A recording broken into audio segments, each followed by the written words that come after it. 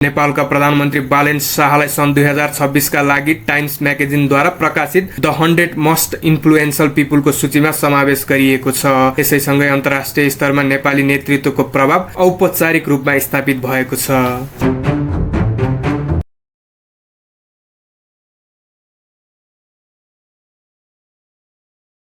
नेपालका सातै प्रदेशमा अल्टिजम स्कुल सञ्चालन गर्ने तथा शिक्षकहरूको पेशागत क्षमता विकास गर्ने विषयमा नेपाल र बेलायतबीच सहकार्य हुने भएको छ। शिक्षा विज्ञान तथा प्रविधि मन्त्री सस्मित पोखरेल र नेपालका लागि बेलायती राजदूत रब बेन बीच बुधबार सिंहदरबारमा भएको काठमाडौँ महानगरपालिकाले विद्यार्थी र श्रमिकलाई लक्षित गर्दै बिहान 4 बजेदेखि सार्वजनिक बस सेवा सञ्चालन गर्ने तयारी गरेको छ। कार्यवाहक मेयर सुनिता डङ्गोलले सार्वजनिक गरेको जानकारी अनुसार बिहानको समयमा सवारी साधनको अभावका कारण साधारणले भोग्दै आएको समस्या समाधान गर्न यस्तो योजना बनाएको डङ्गोलले बताएकी छन्।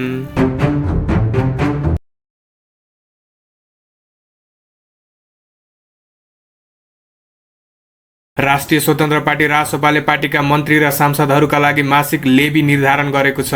बिहिबार सिंहदरबारमा बसेको संसदीय दलको बैठकले लेबी सम्बन्धी प्रस्ताव पारित गर्दै नयाँ व्यवस्था लागू गर्ने निर्णय गरेको हो। मुख्य सचेतक कविन्द्र बुर्लाकोटीको अनुसार अब मन्त्रीहरूले मासिक 18,000 रुपियाँ र सांसदहरूले 16,500 रुपियाँ पार्टीलाई लेबी तिर्नुपर्नेछ। पार्टी संगठनलाई व्यवस्थित र आर्थिक रूपमा सबल बनाउन यस्तो निर्णय गरिएको बताएको छ। रासपाले गरेको यो निर्णय तपाईहरुलाई कस्तो लाग्यो? सरकारले माध्यमिक शिक्षा परीक्षा एसई दिएर बसेका विद्यार्थीहरूलाई लक्षित गर्दै विशेष कार्यक्रम सुरु गरेको छ।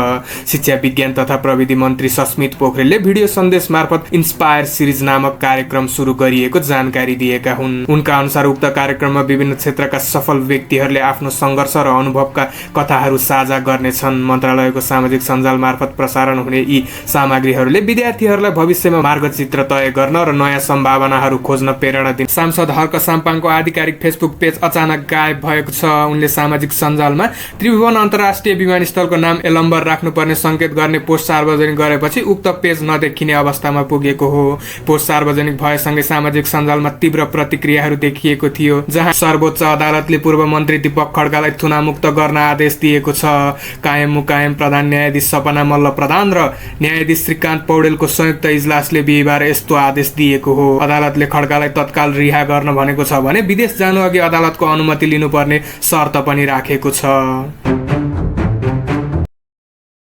गृहमन्त्री सुदन गुरुङले आफूले सुरु गरेको हाई प्रोफाइल पक्राउ अभियानमा अदालतले अवरोध पुर्याएको भन्दै असन्तुष्टि व्यक्त गरेका छन्। पत्रकारहरूसँग कुरा गर्दै उनले हाँस्दै भने, खोइ त अदालतले छाड्ने रहेछ भन्दै पक्राउपछि अदालतबाट धमाधम रिहाई भएका घटनाप्रति टिप्पणी गरेका हुन्। उनले अब थप बलियो प्रमाणसहित अघि बढ्ने संकेत गर्दै जति सुकै ठूला भए पनि नछोड्ने चेतावनी दिएका छन्। गुरुङको यो अभिव्यक्तिपछि सरकार र न्यायालय बीचको सम्बन्धबारे नयाँ बहस सुरु भएको छ।